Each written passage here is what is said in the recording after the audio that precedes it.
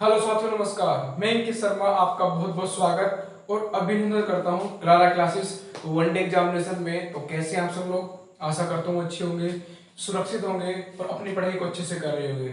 तो दोस्तों, आपने काफी बार सुना होगा कि जो हमारा राष्ट्रपति का चुनाव है वो राष्ट्रपति का चुनाव होता है एकल संक्रमणीय आनुपातिक गुप्त मतदान प्रणाली से। तो क्या आपने कभी जानने की कोशिश की है कि कैसे चुनाव होता है, आखिर क्या प्रक्रिया अपनाई जाती है, हस्तांतरित वोट कैसे होते हैं, इसमें कितने उम्मीदवार, अगर मान लो कि एग्जांपल के तौर पर कहीं पे आपने सोचा है कि इसको कैसे कर सकते हैं, तो उसी को आज हम जानने की कोशिश करेंगे। एग्जांपल लेंगे, यहाँ पे इलेक्शन कराने की कोशिश करेंगे बोर्ड पे ही अपना, और जानने की कोशिश करेंगे कि किस प्रकार की प्रक्रिया होती है और कैसे हमारा फाइनली राष्ट्रपति चुना जाता है। तो अगर आपको ये वीडियो अच्छी लगे तो सभी को शेयर करना है। कोई डाउट या कोई क्वेश्चन है तो उसमें आप कमेंट बॉक्स में जरूर लिख देना है। साथ में आपके कुछ पूछना चाहते हैं, कोई डाउट इस टॉपिक से रिलेटेड, तो आप जरूर कमेंट बॉक्स में जरूर लिखें। ज्यादा से ज्यादा दोस्तों को शेयर करें और वीडियो अच्छी लगे तो लाइक जरूर करना, ठीक है? तो चलिए स्टार्ट करते हैं। अपने निर्वाचन पद्धति की हम बात करेंगे, राष्ट्रपति की हम बात करेंगे निर्वाचन पद्धति।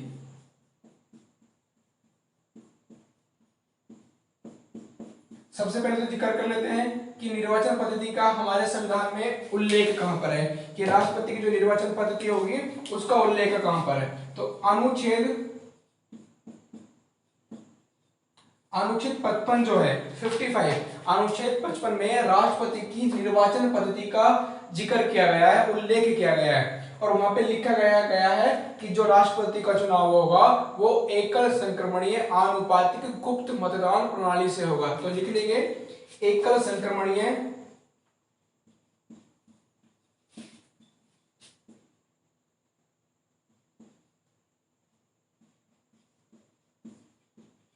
आनुपातिक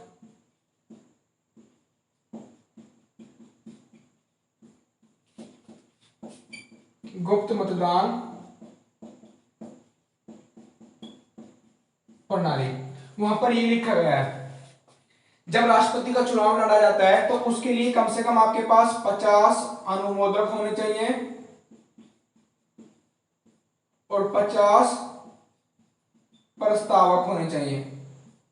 ये आपके साथ होने चाहिए 50 अनुमोदक और 50 प्रस्तावक होने चाहिए। हालांकि इनकी संख्या पहले 10-10 थी, कि जब आप चुनाव लड़ते थे कि पहले आपके पास 10 अनुमोदक 10 प्रस्तावक होने चाहिए, लेकिन जो है अब इनकी संख्या 50-50 कर दी गई है। साथ में जो जमानत राशि जब होती है, जमानत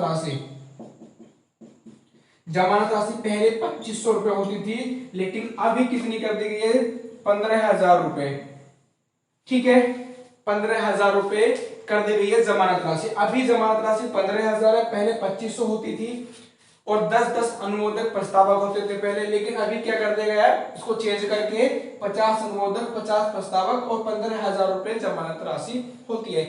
कई बार क्वेश्चन पूछा जाता है कि जो जमानत राशि है, जमानत राशि अगर उम्मीदवार को जो कोर्ट वोटिंग होती है उसका 1/6 प्राप्त नहीं होता है, अगर उम्मीदवार को वोटिंग का 1/6 प्राप्त नहीं होता है तो उसकी जो जमानत राशि है ये जब्त हो जाती है। यानी कि ये कहां पर जब्त होती है, ये पूछा जाता है कि उम्मीदवार को 1/6 कोटा ना मिलने पर वोटिंग का जमानत राशि कहां जाएगी? संचित निधि में जाएगी, आकस्मिक निधि में जाएगी, न्यायालय में जाएगी, या राष्ट्रपति को वापस मिल जाएगी, या इनमें से कोई नहीं। तो आपके सामने ऑप्शन है ये 5। तो जो ऐसा होता है कि राष्ट्रपति चुनाव लड़ने के लिए जब अपना पेपर भरता है तो उसमें जमानत राशि भी जाती है। जब जमानत राशि जाएगी तो 15,000 रुपए जाती है। अगर उम्मीदवार को कुल वोटों का, जितनी वैध वोट हैं उनका 1/6 प्राप्त नहीं होता है तो उसकी जमानत राशि जब्त हो जाती है, और वो जो राशि है वो आरबीआई में जाती है। कहां पे जाती है? RBI, reserve bank of India. याद रह जाएगा, रिजर्व बैंक ऑफ इंडिया में उसकी राशि जाती है। याद रह जाएगा ना आपको? ठीक है, अब देखते हैं, चुनाव कराते हैं कि इसमें मान लो कि मेरे पास 4 उम्मीदवार चुनाव लड़ेंगे, तो उसमें से फाइनली कैसे कैसे होता है ये एकल संक्रमणीय आनुपातिक गुप्त मतदान प्रणाली, आखिर है क्या? आपने नाम तो काफी बार सुना है, आज इसकी जानने की पूरी कोशिश करेंगे और देखेंगे कि कैसे होता है। समझो मेरे पास 4 उम्मीदवार है, एक ए है, एक बी है, एक सी है, एक डी है। इसमें क्या होता है इसमें प्रेफरेंस दी जाती है। ऐसा नहीं है आप चार आपके कैंडिडेट लड़े हैं तो चार कैंडिडेट में आप दो को वोट करें दो को नहीं करें, ऐसा कभी नहीं होता है। अगर चार कैंडिडेट हैं तो चारों कैंडिडेट को आपको वोट करना ही होगा। ये आपकी मजबूरी है, चाहे हंस के करें या चारों के करें, ना पसंद होते हुए भी आपको वोट करना ही होगा। आप समझो कि आपके पास ये चार उम्मीदवार हैं, ये चार उम्मीदवार है। पहले का निशान आपका पहला ये रहा, दूसरा ये रहा, तीसरा ये रहा और फोर्थ आपका ये रहा। ठीक है, अब आपने कहा कि मैं फोर्थ वाले को नहीं चाहता, मैं चाहता हूं कि केवल इन तीनों की वोटिंग दूं। पहले वाले को मैंने एक नंबर, इसको 2 नंबर दे दिया, इसको सबसे ज्यादा चाहता हूं उसको 1 नंबर दे दिया। ठीक है, और इसको बहुत कम चाहता हूं उसको मैंने 2 नंबर दे दिया, ये 3 नंबर दे दिया।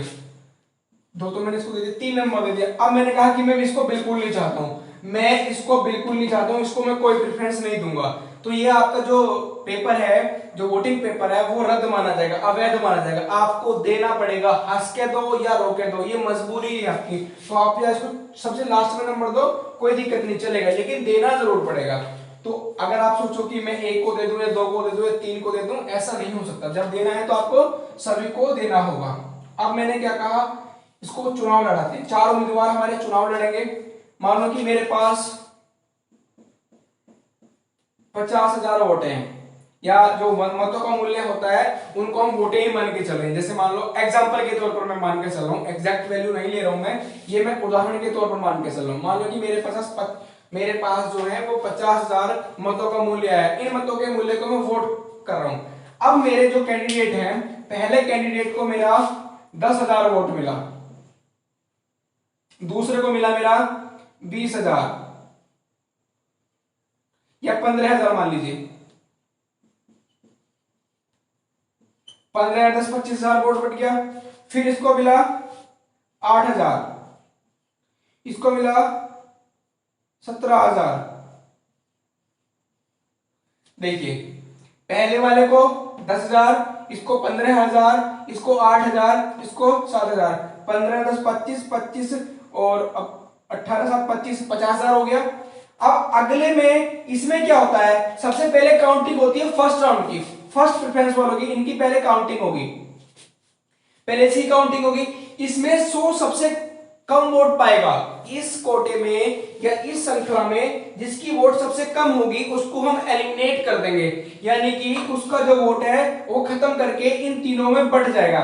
ऐसा होगा ना भाई, जिसने इसको यहाँ पे फर्स्ट प्रेफरेंस दिया है उन्होंने यहाँ पे इसको सेकंड प्रेफरेंस भी दिया होगा, थर्ड भी दिया होगा, फोर्थ भी दिया होगा। तो इसके जो वोट हैं, इसके जो वोट सी के जो वोट हैं 8,000 इसे सबसे कम मिले, इसके वोट यहाँ पे इसके हस्तांतरित हो जाएंगे, यानी कि ये जो 8,000 वोट है इनमें बढ़ जाएंगे, तीनों में। किस में बढ़ेंगे, ए में, बी में और सी में। मान लो इसको भी 1,000 वोट मिल गया, तो इसको 10 तो इसके पास पहले से ही थे,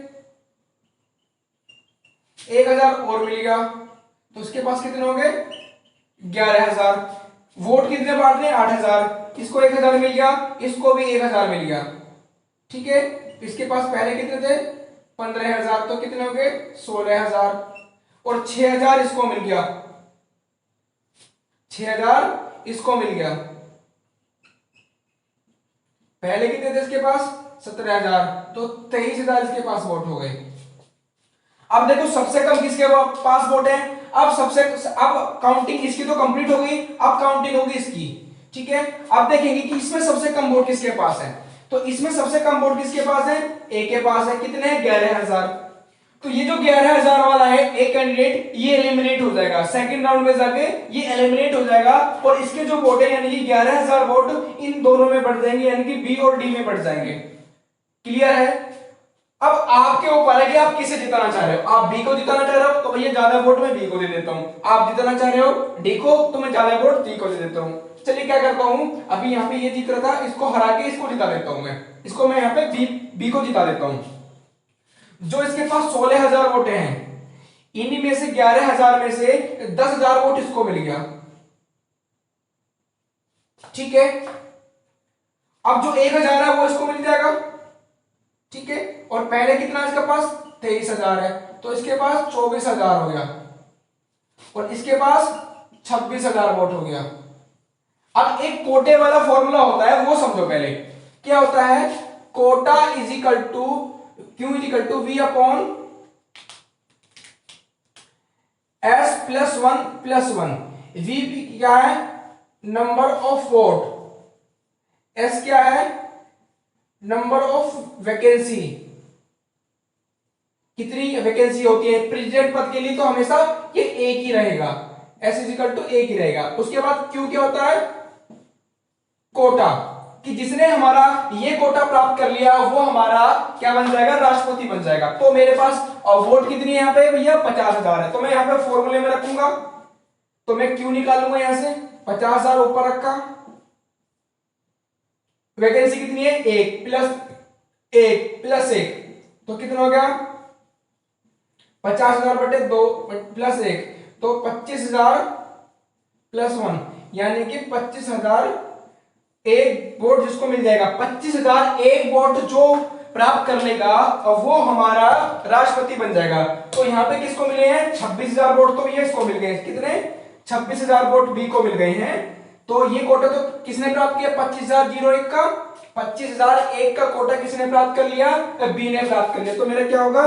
बी मेरा राष्ट्रपति घोषित हो जाएगा, बी जीत गया। तो जो लड्डू बन रहे थे ना अभी से पहले डी के घर में, अब वो बी के घर में पहुंच गए, तो याद रह जाएगा। अब यहाँ पे आप देख लीजिए, कुल यहाँ पे 24,000 इसको मिला है, इसको मिला है 26,000। तो ऐसे होता है हमारे राष्ट्रपति को चुनाव। थोड़ा जटिल प्रक्रिया है, लेकिन समझना आपको पड़ेगा। मैथमेटिक्स अलग होगा कि टेबल आपने मैथमेटिक्स में ऐसी पढ़ी है, आज आपको कहां से टेबल देखने के लिए मिल गई। तो ये सच है भैया, ऐसे ही चुनाव होता है राष्ट्रपति का। क्लियर है? तो ये वीडियो आपको कैसी लगी? अगर वीडियो भैया अच्छी लगी हो तो इसको शेयर करो, ज्यादा से ज्यादा दोस्तों तक पहुंचाइए सबको। और वीडियो अच्छे लगे तो लाइक करना है। कोई डाउट है या कोई क्वेश्चन आप पूछना चाहते हो उससे रिलेटेड, तो आप कमेंट बॉक्स में जरूर लिखें। और चैनल को अभी तक सब्सक्राइब नहीं किया है तो सब्सक्राइब कर लें। और हाँ, सारी की सारी पॉलिटी की क्लास अगर आपको देखनी है, मेरी जितनी भी क्लासेस है पॉलिटी की, अगर वो आपको देखनी है तो प्लीज आप गूगल प्ले स्टोर पे जाइए, Clara classes one day examination के नाम से एक एप्लीकेशन मिलेगा, उसको डाउनलोड करिए। रजिस्ट्रेशन करने के बाद आपको वहां पे सारी की सारी वीडियो मिल जाएंगे, तो वहां पे जाकर उनको आराम से ले सकते हैं। ठीक है? और वीडियोस भी हैं, साइंस की भी हैं, पॉलिटी, सारा सेक्शन आपको मिलेगा। ओके, ठीक है? तो चलिए मैं विदा लेता हूं इसी के साथ साथ आज की क्लास में। मिलते हैं अगली क्लास में, तब तक के लिए बाय बाय, टेक केयर, जय हिंद, जय भारत।